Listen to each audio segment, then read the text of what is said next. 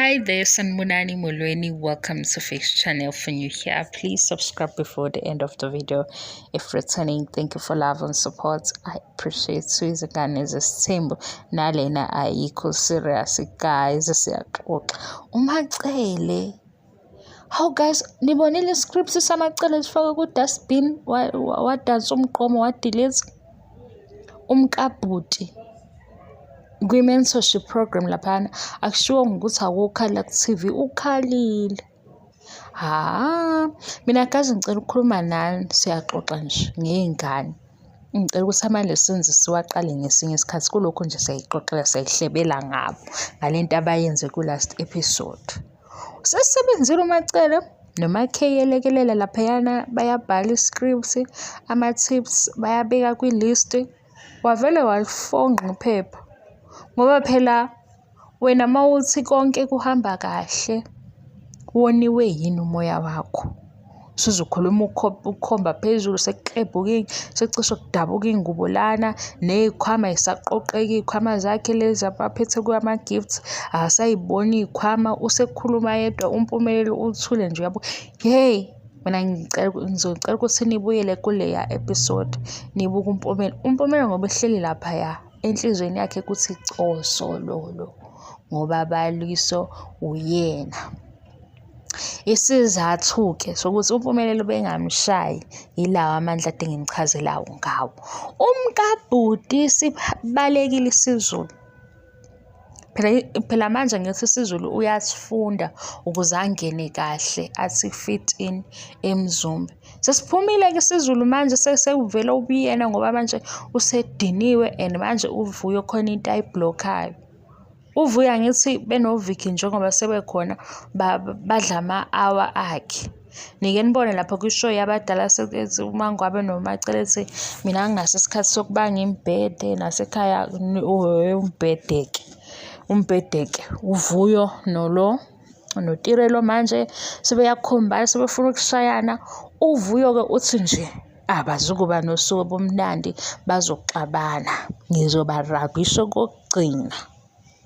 Yabo uvuyo kube edinwe ngempela ikhona futhi iphesenti ye-juice ubezoyibhadlaze leya ndaba ukuthi ayihambi kahle ngoba le ndaba ihamba kahle-ke izinto ayishoyo uyishoyo ukuthi nje ngiyabahlambalaza. Uthi uvuyo kuleya ndawo kubi akukho rose kodwa ngizifuna khona. Phela lokhu osekuqhamuka nokuthi okokuqala muhle unjani cha vuyo hlala phansi silungise le yona ikhona indlela yokudlula kwi-taste. Angazi sesibadala phela sesigolitshe iy'ngane uthi lento lehlile siyibuza ukuthi hawu kanti yini le kusanganisayo cacisa uze sazi ukuthi silungisane. Ungasitshela ukuthi uyi-nonsense udoti kodwa uyabuyela kudoti kanti kudoti kukhonani. Hayi guys angizwile ngokuzoba serious ngishilo ukuthi kuleli sonto kuleli phele nale nizongijaja ngenza amavidiyo angacacile ngoba nje ngiyayigowela nami. Hayi kodwa i-script samacele umacele ebeka ngoba phela bengeke ngizwe la ku-social media kuthiwa hayi bo uyazwana nomacele umkabhuti bangena ngisho ko-live axoxe naye asisebenzanga sekume imizwa. Yabona ngesikhathi lapha umfana ebanjwa amalimi kubuza ukuthi-ke kodwa usamthanda esasho ukuthi love is a feeling naye wathi wazobhala ku-social media angazi wathi love is a feeling enjani. Siyibonile yi-feeling thina. I-feeling ile yenza ukuthi utatazele kodwa ube uthi nje mina ngiqondile. Kanjani sisi siyakubuka nje niphisizeliswa yini emoyeni vuyo notirelo. Hawu bayibhadlaza-ke indaba singababuzanga bakhombana nje sethi uvuyo ayikho into athi ucashe ngokuthi nje mhlophe. Uvuyo akumnandanga ukuthi le ndaba le and uvuyo mase ezohlala phansi mlaleli ukuthi uthini kuSibindi uthi-ke kuwe kumnandi like uhappy. Ayiphumile inhliziyo nengqondo nemizwa kuleya ndawo. Sizowufuna umuthi, awukho umuthi. Akuphathwa muthi uSibindi ayazi into abanqobe ngayo. Kodwa hhayi ukuthi akudluleki guys. Mina nje ngizoma kulelozi ukuthi akungajatshulwa ngendaba eyodwa. Khona uma usuthi ukhuluma naye umqondo ungasawubambi uthi kanti umqondo wakhe ugijima kangakanani. Akuyeki-ke phambili. Uyabona ile nkinga.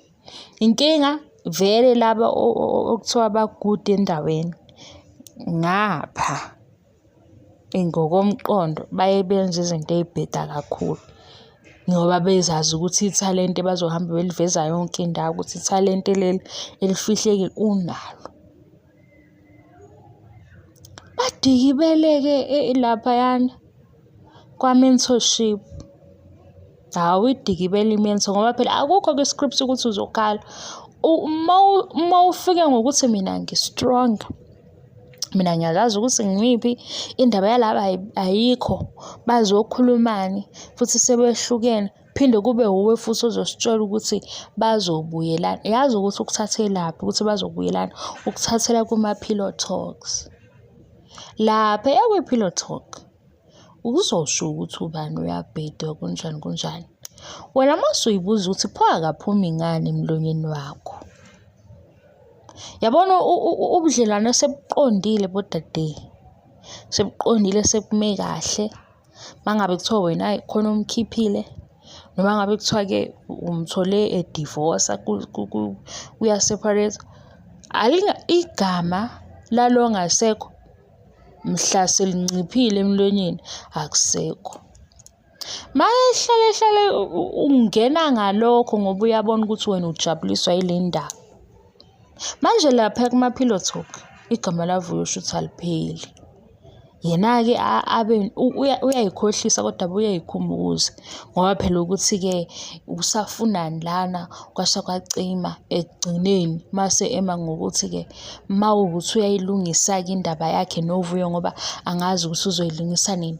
Lapha kuma-pillow talk uVuyo this, uVuyo ngiphathisa ngekhanda, uVuyo angiyazi into ayenzayo, uVuyo akakapheli emcabangweni nasengqondweni. Ngelanga angasazi ukuthi uVuyo nje eseyithulela uyobe senakho ukuthi ukuyi-level ukuthi akuhloniphe angasambizi uVuyo kaningi ethi uhlukene. Uyabizwa nje uVuyo ukhona engqondweni naye kuya-register kodwa kukhona enye indawo emkhohlisayo emenza acabanga ukuthi njengoba ebuza uVuyo ngempela ethi umphathisa ngekhanda ingoba emphathisa ngekhanda ayithole-ke into ayifunayo.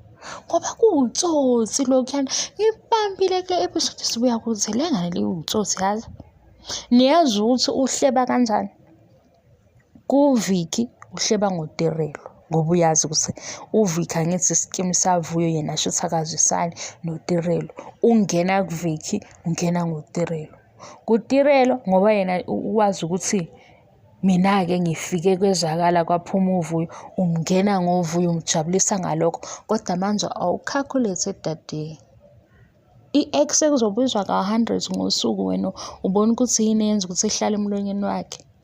I-ex akhuluma ngaye ka-100 ngosuku ngisho kuthiwa athi iyabheda. Usho ukuthi sekungalokho nidla i-ex nje kule relationship. Kulo mjolo lona yazi nje usangene uma wengane. Nangisathi uma wengane ungumsangane. Ngangathanda noma wengane obhedayo. Uma wengane. Yazi inganekwane. Yingakho-ke la umqondo ozothi uvule ku-2%. Mase umqondo mawuvule ku-2%, lo 2% ukutshela ukuthi shuthi akamkhohliwe. Ngoba i-chapter evalwe kahle ivalwa kuthiwe thaqa. Ivaliwe-ke leyo chapter. Manje maselobe nje uma wengane this. Hey uma wengane amuhlanje. Uma wengane hayibo. Kwathi lo mawengane unani wena ungasayikhuluma ngaye. Yabo. Hayi.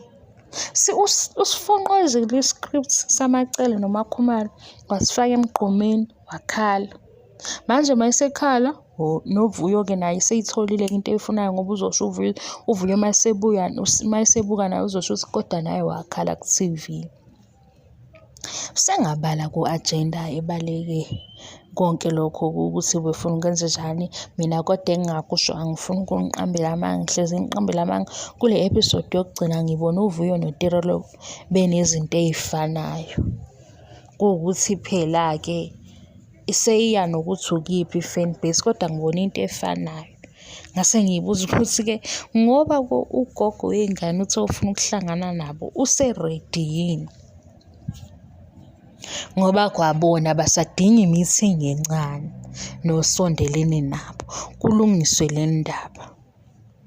Lo muthi sebewudlile ngoba manje inkinga ilo muthi. Hawu, ngizwa ngiphindaphinda into eyodwa we-guys, ngoba ngike ngathi phela abaphuzisiwe lento ephuziswa uS'Ney. Hhayi, ngalinda ngathi kuloku kuthuka ngizozwa ukuthi inhlamvu iphuma ithini. Umuntu ocasukile, yabo umuntu ocasuke kakhulu ufana nomuntu ophuzile kodwa enento afuna ukuyibhodla, ngoba ezocasha ngokuthi yazi mase udiniwe ukhuluma izinto ey'ningi. Makunezinto ey'ningi ey'khuluma mase udiniwe, lena ebhedayo iyavela nakhona, ngoba phela ngithi wena usuyagonyuluka manje uyasho ukuthi kwavele nani nani nani nani. Ayiphumanga.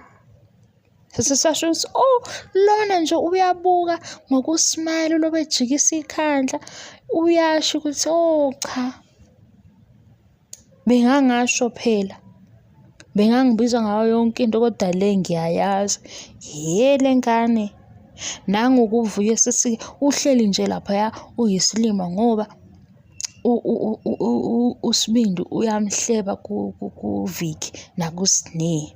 Yena-ke lezi zinto ayibambayo uyibamba ngama-pillow talks. Uqinisile phela lo kuma-pillow talks uncengwa ngegama likaVuyo. UVicky yena ungenwa ngegama laTirelo, sigebengwana-ke. Utsotsi wengane. Sithi thina kwaze kwane-chaos eSibindi, uzomela kanjani into enjena? Uma ungasukumi manje sikubone ukuthi ngempela unezwi elizwakalayo, kanti unalo liyazwakala. Liyazwakala we-guys. Leza zinto ade bezenza, lezi ade zenza ukuthi bebe nomsindo noVuyo ethi ufuna ukubabhakaza bonke. Omunye uthi-ke mina ngingasuke ngi-break up ngisona nawe, akulutho phela, mina ngikho desperate kanjani. Walithi ikhanda watshekiswa sesihlala phansi. Baze basenzele i-movie guys. Ave nizobhoreka yimi. Hhayi, bahlulekile komacele. Shuthi sisazophinde sizame nomkabhudu ngoba kaphumile, kodwa bebeza naye.